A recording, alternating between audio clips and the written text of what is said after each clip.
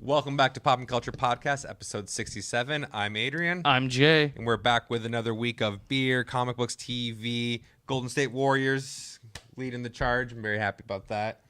Sure. That might be all the Dubs talk we have on the show. Okay.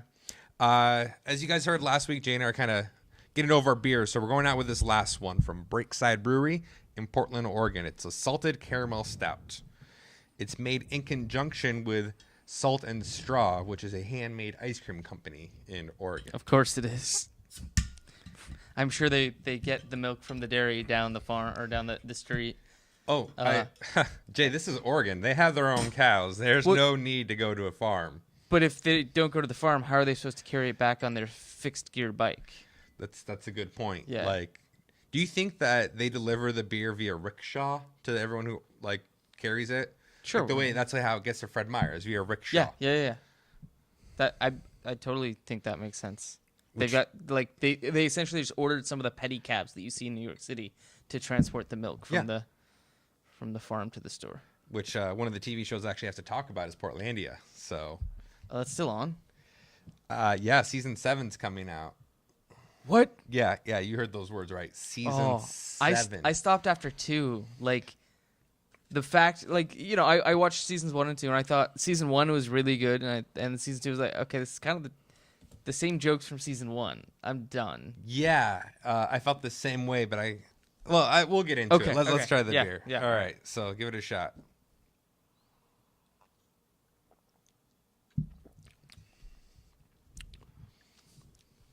I think it's good. It's good. I think it's just as good as any other salted caramel beer I've had, which I think I've had 2 or 3 others, and they tasted about the same. Yeah, to me, the salted caramel is mild on the afternote. Yeah. It's just a good stout. Yeah. I actually had a bad stout recently at Malt and Vine. It was so bad I don't remember the name. Okay. So bad I returned it. Oh. And I'm like, hey, this is just not good. He's like, hey, we actually don't change it if you don't like it. That's why we offer free samples. I was like, it is so bad I will buy another beer. Yeah. I do not want this beer. It's Okay. that bad. Yeah, I know the bottle shop that I go to, or bottle shop, whatever you want to call it, the beer shop I go to in Lake Stevens, they are very, very hesitant to fill your growler if you have not had a sample of that beer. And I appreciate that. So, yeah, I get that. But it was that bad, huh? It was that bad.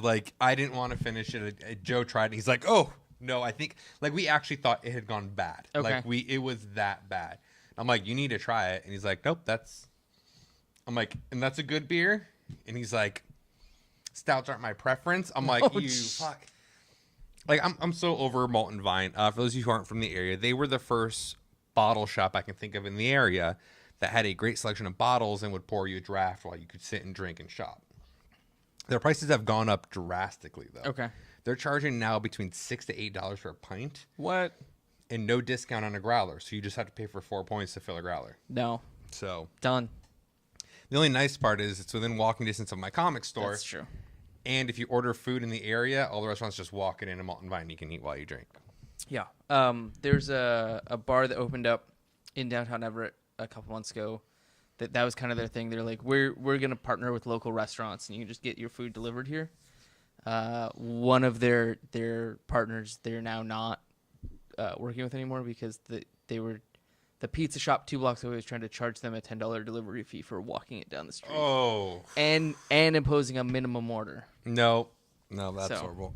Black Raven in Redmond lets you bring in whatever food you want, and they have great beers. It's a little bit out of the way. To me, that's a smart business model too. Absolutely. It's like, okay, now we don't have to pay extra to have all the permits to have a kitchen. Right. We don't have to pay for dishes. We don't have to pay for dishwashing. Well, except for the glasses. But now people are also going to want to sit here and hang out longer because now they've got food in front of them. They got food in front of them or food on the way. Right. They also usually do food trucks every couple days. Yeah. So there's always a different food truck coming through. But as we said before, we're kind of getting over the beer. We've been doing it a lot. So we're going to start doing a alcohol of the month. And what we're going to do is maybe have it neat, and then the next 3 weeks do a cocktail with that alcohol, or just have a cocktail different alcohol that week. I don't know specifically what we're going to do. It's going to depend on the liquor, too. I'm much more apt to drink straight whiskey than I am to drink straight vodka. Oh no, we're just doing gin on the rocks every week for a month. Weird. I'm gonna be sick for the next month. Yeah, like you make a gin and tonic, you make a Negroni. Like, I'm sure we'll have to figure out some other gin related drinks. I just don't know any off the top of my head. Yeah, I know they're out there. Like you can make a martini and put olives in it. I mean, yeah, you can make like a regular martini, sure. I do have blue cheese stuffed olives, which is the only way I'll take martini. Why did you make? I just don't like blue cheese. Oh no, it's the only way to take a martini, Okay. man. But I have a bartender's Bible at home too that I could flip through and come up with some stuff. So you're gonna see some new interesting drinks coming out from us instead of just, hey, it's an IPA, hey, it's a stout. Sure. You'll also find some drinks coming out that we won't try. I tried one from the Maker's Mark app. Oh. It was called a Redhead Whiskey, or Whiskey Redhead, something like that. Okay. It was 1.5 parts whiskey, Sure. 1 part club soda, squeeze of lime, and a splash of cranberry juice. Doesn't sound horrible. No, it doesn't sound horrible. And then you drink it and realize it is horrible. Okay. So, yeah, we're not doing that one. It's all right. I was in such a desperate need for a drink last night, and I didn't have any mixers at home. I actually made a Crystal Light and added vodka. For those of you that I'm sure most people probably know, but Crystal Light is you pour a glass of water, and then it's a powdered flavored drink mix that you mix in there. It's sugar-free Kool-Aid. Yeah, pretty much. Water, yeah. Pretty much. But the one I used, it turned out clear. I don't know why. It was strawberry watermelon, but it turned clear. Okay. And then I added the vodka, and it literally just looked like I was drinking a big glass of water. I'm like, I'm responsible right now. There you go. That's something you take in the water bottle and where you go. Right? Before we get into some news, I will say really fast for those of you who, if we get it up in time, doubtful, Saturday is Free Comic Book Day. This is going up tomorrow night. Okay. I've been consistent on Thursdays. Free Comic Book Day. Free Comic Book Day. Saturday. May 7th. And it's really a challenging day for me that day. I'm torn between two things I love, Jay. Two things I know love. you sent me this message the other day. I'm like, oh, this is gonna be hard. Free Comic Book Day starts at 10 o'clock, and it's usually busy until about 3 or 4. Right. I am considered a Maker's Mark ambassador, and there's a special event reserved only for Maker's Mark ambassador, where Maker's Mark will be present and serving you free whiskey all night long. And I don't know if I can go. So I mean, really, you just close the shop at 5. And you're good to go. You're like, we're out of comics. Sorry. It's kind of what I'm hoping for, right? Yeah. Because the event starts at 2.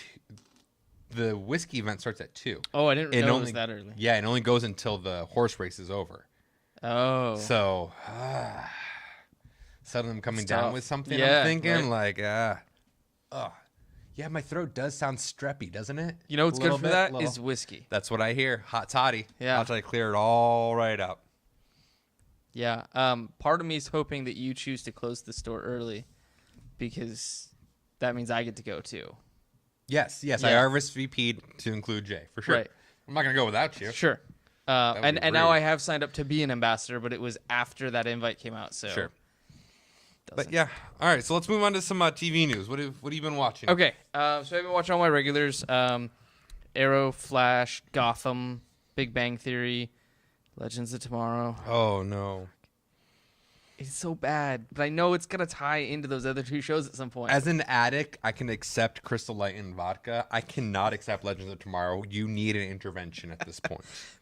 Probably. I mean, don't worry. We'll serve alcohol at the intervention. Sure. Yeah. But No, that's good. And then Game of Thrones is back, so we've watched the first 2 episodes of Game of Thrones. Yes. So far, I'm digging it. It's good. Okay. Much better than Walking Dead, which I still watch when it's on. And then we've been watching The Voice. We're still a couple weeks behind on it, but we watch it whenever we have an hour and a half to kill, because they're hour-and-a-half episodes. That's a long chunk of time. That's Right? like a movie, dude. It is. That's a movie. But it's really interesting seeing these very, very talented musicians. I understand. So then I've been watching. I finished season 1 of Nashville, which I had started in our last episode, and then I watched season 1 of Community. Oh, because I had never watched it. that show's delightful. Yeah, fantastic. Season 1 was great. Yes. I am ready for Chevy Chase to leave, but That doesn't happen until like season 5. I know. I'm with you on that. Yeah, yeah. But it's funny because I watched Mad Men. Okay. Alison Brie was in Mad Men as Pete's wife. Yes. Goddamn near the same character. She starts out that way. Right. She very much changes. And that's what I heard earlier today when I was telling somebody I started this show. But in season 1, oh yeah, she's just the very yes. pure, very Yep. yeah. The season finale of season 1, if I'm not mistaken, is when she kisses Jeff. Yes. So it's from For the second time. right. Yeah.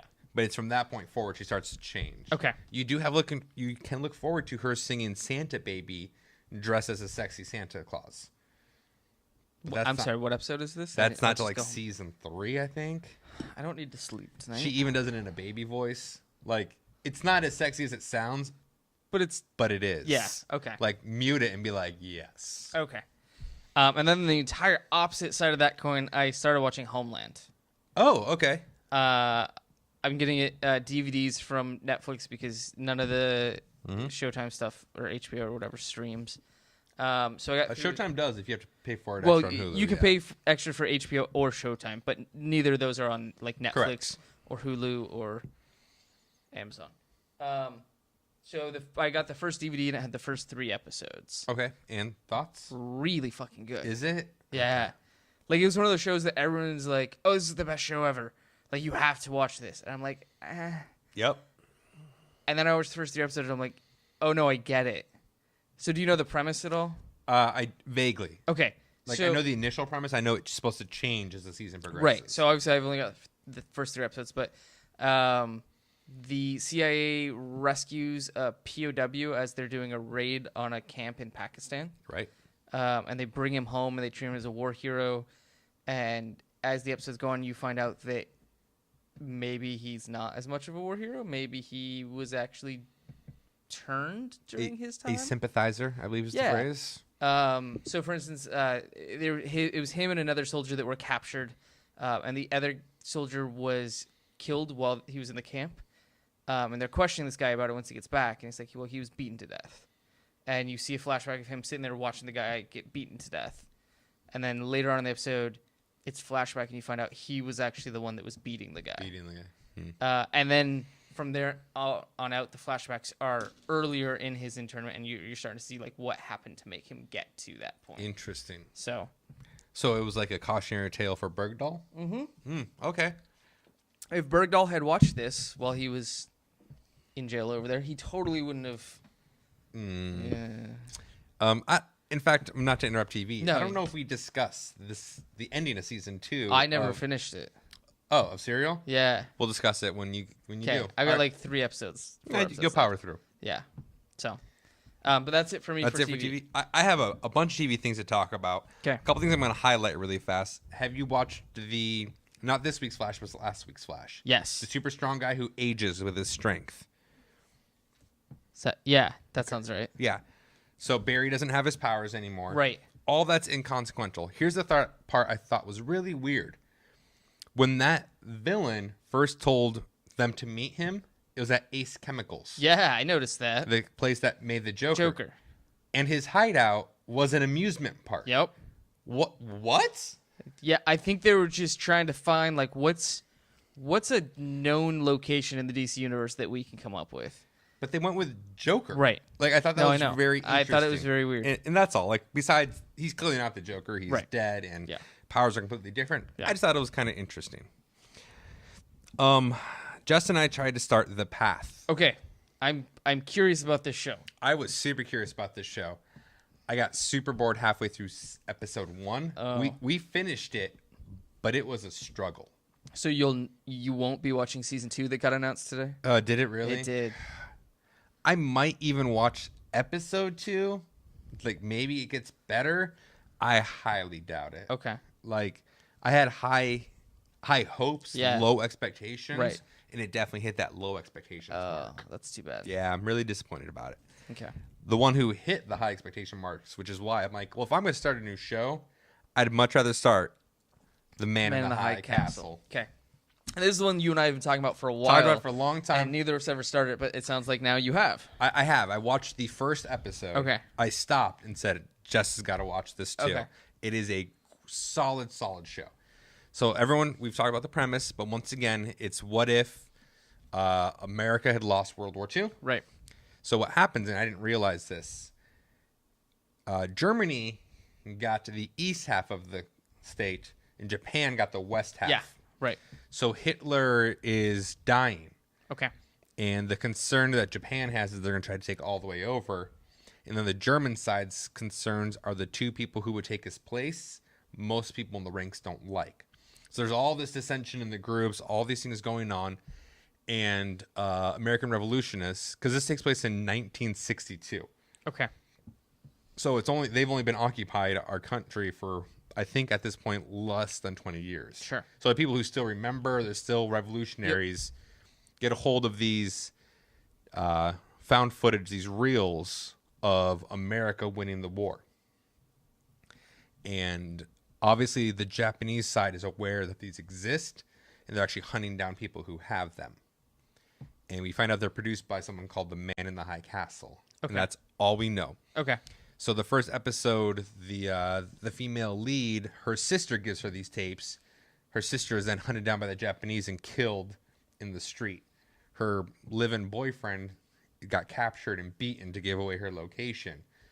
And then she happens to run into somebody who's for the revolution, who's transporting some devices. He just doesn't know what. Okay.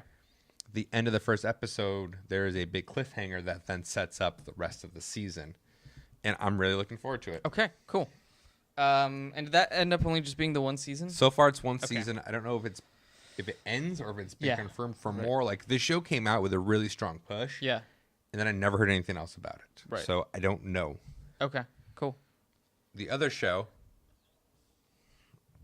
I tried to watch, and once again, every now and then I need a new comedic show because I run out of comedy sitcoms that I've seen before. So I'm like, you know what? I finished Happy Endings. Let's get a new one. I'm going to try New Girl again. Ooh. Woo is right. Because I remember not liking it. Yeah. But I didn't remember why. And then you watch and you're like, oh, yeah. That's right. I watched the first episode again. I'm like, nope, there's a reason I don't watch this show. So that's out. The Lucifer season 1 finale, all I have to say was amazing. Okay. Like, that show has been fine throughout. That finale was awesome. I love the cliffhanger because I just didn't see the cliffhanger coming. And I'm always happy when that happens. Choose the last thing we'll talk about. Portland. Specifically Portlandia. Season 3. I'm 100% with you. Season 1 was good. Season 2 felt like it was season 1 all over again. Yep. Except for the extended brunch episode was really funny. Right, yeah. I don't know if you watched the 45-minute long one. Yeah. Okay. Season 3, however, is one big continual story. Okay. So it's all about how Fred and Carrie, the Women and Women First bookstore, Peter and Nance, and then what's the boyfriend who's on the motorcycle? I can't remember his name. Yeah, it's been a couple years since I watched it. How all their lives kind of meld together but don't, and it is one big continuing arc. Okay. And it was actually really funny. Okay. Because they did have because before it was just a sketch show, here's something stupid about Portland. Right. Here's something else stupid about Portland. But now it's like there's a story with stupid Portland things going on in the background. So there's a through line. There's a through line. Okay. I couldn't remember the term. Thank you. Yeah. So now there's a story that you're paying attention to while all these dumb Portland things are going on around it, which made it much funnier to me. Okay. So for TV, that is it for me. Okay. Did you watch any movies? I watched 2 movies. Ooh. Neither of them are brand new. I finally got around to watching Spectre. Hold on, let me run upstairs and get my Spectre ring, because I got one. I'm sorry.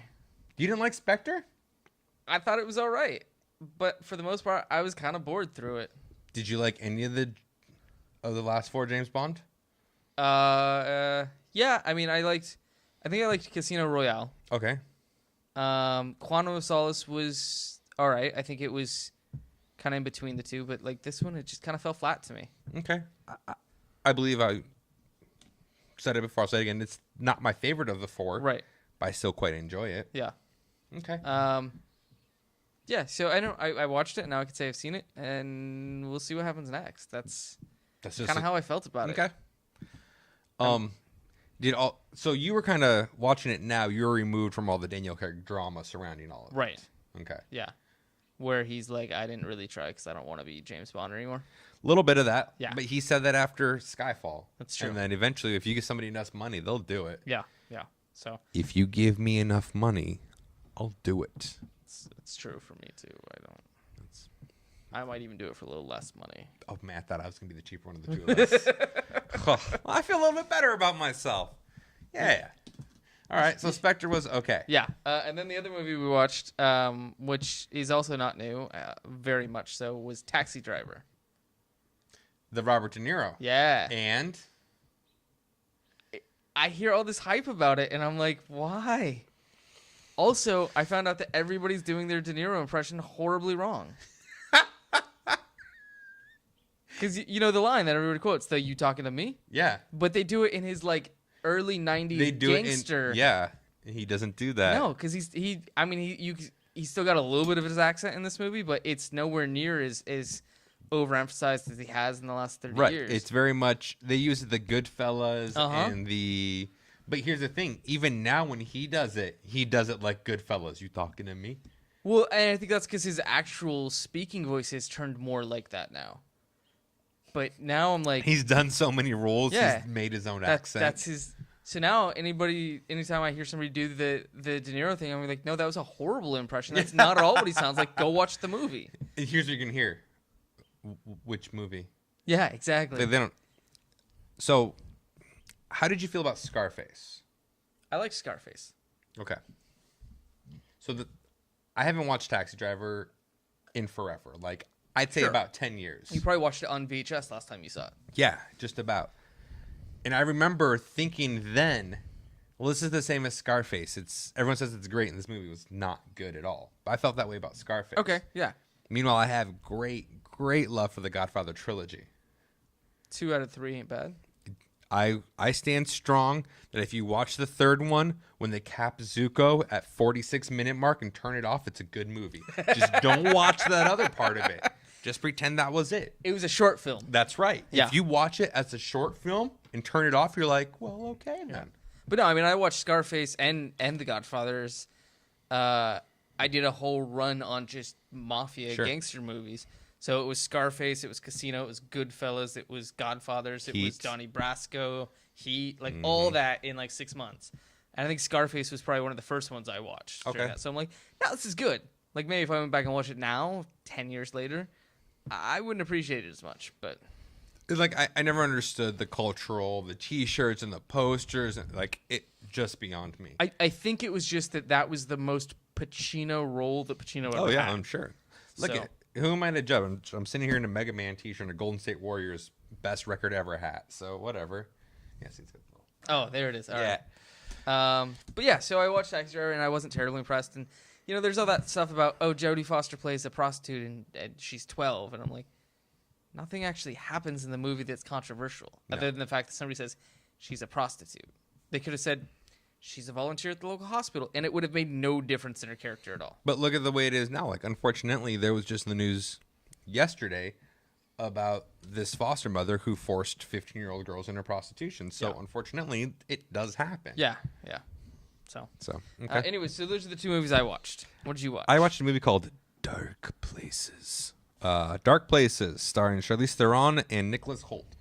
Okay. It was released by A24, which is Lionsgate Independent production company. I've kind of been on a kick from them recently. What happened is I watched Room. Sure. And then they had a bunch of trailers for other movies before Room. And I'm like, So oh, that you're looks writing good. them down. You're like, And I that don't watch looks that, I good. don't watch And that. that looks good. Yeah. So, yeah, so I'm getting them in now. Dark Places was not good. Okay. I texted somebody. I'm like, hey, I got Dark Places in. They're like, eh. But he also really enjoyed Batman, Superman. And I did not. Okay. Him and I are kind of 50-50 on our movie and TV love. And about 45-65 on our comic book love. So I gave it a shot. he was right. Dark Places was not good. Not good at all. Okay. I don't even know what it's about. So the whole premise is Charlize Theron, when she was very young, she was the sole survivor of her family being murdered. Her mom and 2 sisters and her brother went to prison for life for it. And then there's this group of people. I'm sorry, hold on, back up. Her family was murdered, but part of her family was the ones that did it? Her brother's the one who did it. Okay. Her brother killed the family. Got it. She got away. Their dad was a deadbeat dad who didn't live with them, so he was not killed because he wasn't there. So the brother's been in jail for life. Enter Nicholas Hoult, who's part of this group of people who investigate murders independently that they think are suspicious. Okay. Which, maybe it exists, maybe it don't. Maybe you need to have better things to do with your time. Whatever. I guess it's essentially like a PI, but they're not being hired. They're just doing it. Yeah, they're all just like... So they have this thing that's called Murder Club. And even he's like, look, it's stupid because it's in a club.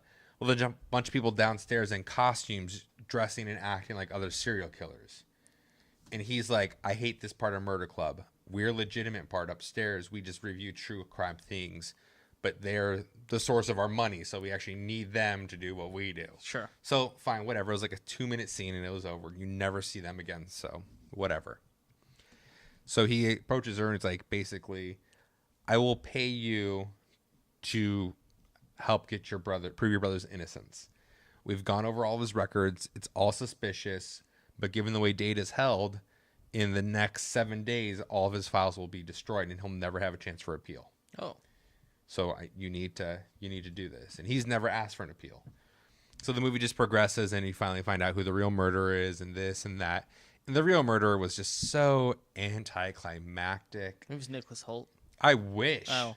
Like, in my mind, like, so you find out the real murderer was this guy who was called the Angel of Death, who you can hire him if you have a life insurance policy to kill you so your family gets it. But then the kids woke up, so he killed the kids. And then the brother's girlfriend who was pregnant killed one of the sisters because she was going to tell on, like, all this other, like.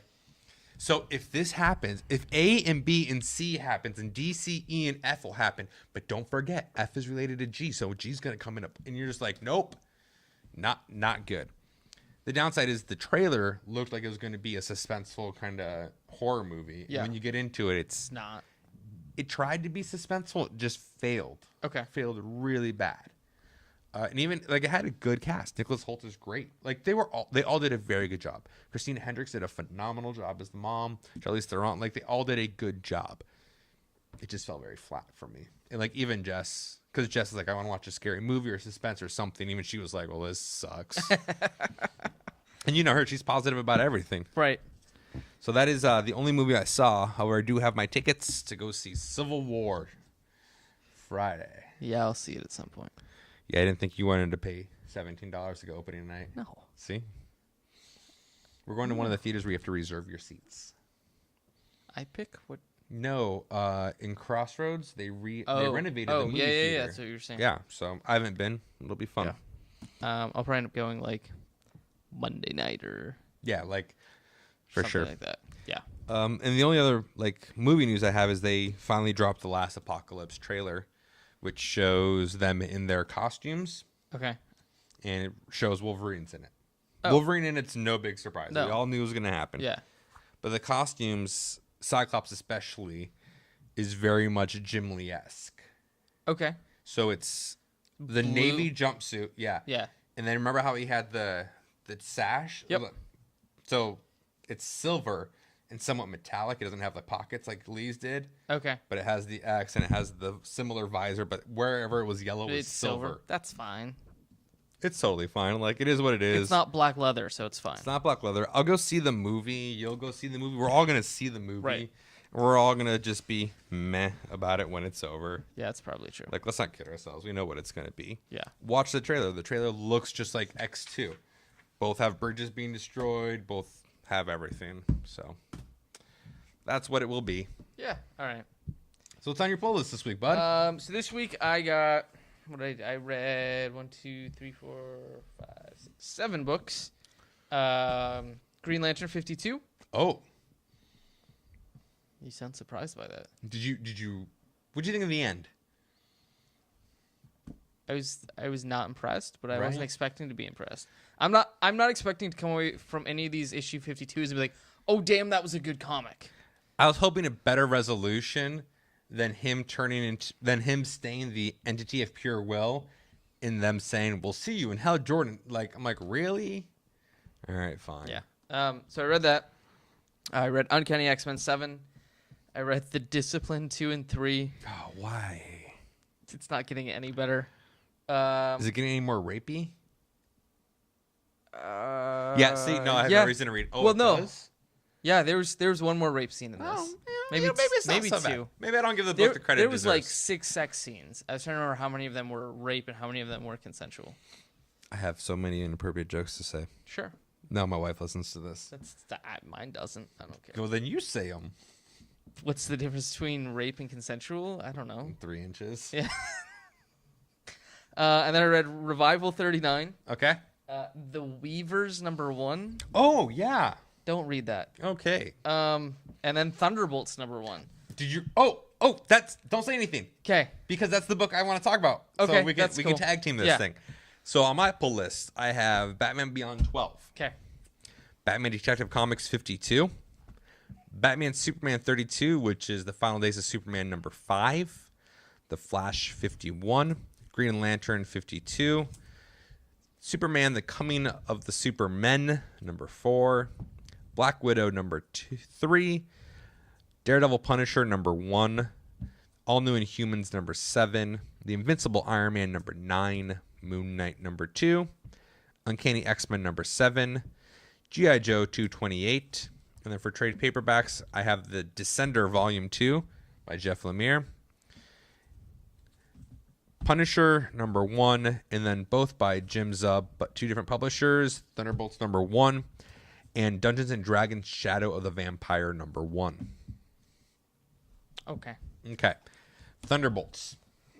Before you say anything, did you read the original stuff back in the 90s? I read a couple issues here Okay. and there. And what were your thoughts on that? It was all right. So, I mean, in the 90s, I was very much just X-Men. Sure. So it was one of those things where it was like, oh, hey, we're going to throw in a free issue of Thunderbolts. So my thought was always, if you're throwing it in for free, how good can it be? Right. And then I read a couple issues of there was a run in like 04, 05.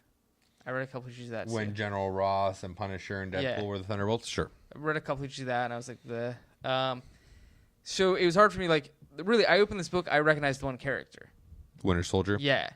I didn't know who any of the other ones were until they gave the explanation. So, yeah, that was kind of my Okay. first impression. So, after getting through it all, your first impressions, what did you think? I didn't know that Rob Liefeld was giving correspondence art courses to this guy. Okay. Because, I mean, you look at this cover, it looks like it's a cover of X-Force or Youngblood or something like that. This entire book feels like I just read something from 1994. Yeah, absolutely. Yes. Being that I didn't know the characters, I felt like I didn't really get to know them very well in this issue. Agreed. I'm sure that'll come. The weird energy girl, Kobik. Yeah. I was pretty much like, oh, this is going to be like the most annoying thing ever. It's going to be like Dupe or something like that. And then that last page, I'm like, oh, fuck. Okay. Okay. So, like, really, the last page sold this issue for me. So therein lies the problem, right? I like Zub as a person. I love Wayward. Like, his work for me, though, is really hit and miss. I either seem to love his work or can't stand his work. Okay. Like, I love Wayward. Loved Wayward. Thunderbolts #1 totally fell flat for me. Okay. Like, so flat. But then his Pathfinder stuff is awesome. So the problem I had with this comes right out of Avengers Standoff. So first of all, Kobik is where you get introduced to her for the first time. Okay. She did not act like this at all. She didn't look like this. She didn't. When I saw this and they didn't call her that, I would never have known that was her. Okay. She was a little quiet girl with brown hair. who was afraid of getting involved in using her power. Okay. She wasn't this silly little hopping around Mascot. Like, reading this, I'm like, this is ridiculous. Like, what'd you do? Surprise! Fix the clubhouse. Y'all like it? You like it? Like, it was just ridiculous. Right. Like, she did not fit the rest of the tone of this book. But yeah, look at that.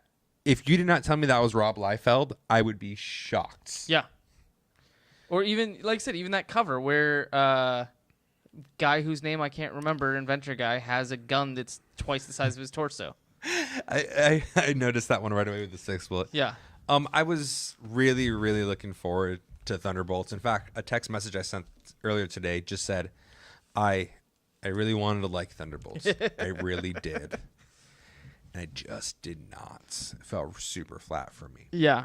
I'll probably read issue 2 just to see, but I don't really foresee this as something I'm going to read long term. No, me either. I might read it off the shelf. I'm not going to bother buying it. I mean, I didn't buy issue 1. Well, but yeah, there you go. One of the other books I read, I'll talk about really fast, is The Punisher #1. Okay, real quick before you talk about Yeah. did you hear the Netflix news? That The Punisher is going to be its own They're TV going to show. spin it off into its own series. Of course. I think that's horrible. I personally really liked John Barenthal's version of the Punisher in Daredevil season 2. Okay. They're going to ruin it completely if they make it its own series. I 100% agree. And I agree specifically just by reading this issue. Here's the problem with The Punisher. A little bit goes a long way. Yeah. When it's just him, it gets real old real fast. Jay, let me tell you about this. You tell me what Punisher book I'm talking about, okay? Okay. It starts off with a mafia drug cartel Okay. who has a big payload coming in. And the Punisher finds out about it. He goes in. He kills them all. Okay. Their boss is super pissed and decides the new mafia boss is going to be the one who's going to kill the Punisher. In the last page, you find out he has some crazy psychotic thing. To me, that sounds like every Punisher book ever. That is correct. Yeah. Including the new Punisher #1. Okay. Like, it's every Punisher. I've read one creative Punisher comic book. And it was called Punisher Born. Okay. And it explains what he was like in Vietnam and the first time he killed somebody that wasn't like military mandated. That was new to me. That was interesting. This is just like every other fucking Punisher thing I've ever read. So now here's a question I have. Yeah. In the interior art in that, is he drawn to look like John Barenthal? No. Okay. Because that's a trend I've noticed. Absolutely. But it's Steve Dillon who did the art. Okay. And he did the art. He's for the last huge run. Yeah, the Ellis run. So I'm sorry, Ennis run. So yeah, so he drew it like he traditionally draws it. So there's no difference there. But man, I read that and I was like, well, this is every other Punisher story I've ever read in my entire life. Nothing about it is special. Okay. I'm sorry. That's okay. Like, I knew what I was getting into and I got into it. I did it anyways. Is that Becky Cloonan writing? It is Becky Cloonan writing. Interesting. Do you know her from some other things? I can't think of what off the top of my head. I know I've read a couple things she's done, but She does some independent stuff mostly. Yeah. It's her first time, I believe. I don't believe it's her first time at Marvel. I know for a fact it's her first time doing Punisher. So that was comic books for me this week. I read nothing else that I feel like talking about. That good, huh? I mean, obviously the discipline's not good. Sure. The Weavers, it reminded me of some early. Did you ever read The Darkness? Yeah. Like kind of early Darkness where it was really bad art and very hard to follow. Okay. So I'm probably not gonna read. It's a 6-issue miniseries, and I'm probably done after this one issue. Yeah, I don't know. Nope. Look at the takeaway from all this is I've already read half of Descender, Volume 2, and it's phenomenal. So you can just ignore everything else in my stack and just go buy yourself some Descender. There you go. Jeff Lemire is usually a good option. Yep. And then Dustin Nguyen doing the interiors is beautiful. Painted? Looked painted? Yeah. Yeah. In fact, you can see the paper. Yeah. Like That's what I was. Looks like watercolor. Actually. Yeah, he does watercolor work, so you can Interesting. actually see when you look inside the interior pages, like the canvas and the paper that he uses. So That's yeah, nice. beautiful. Okay. Pick up to sender, guys. Have a nice week. See you next time.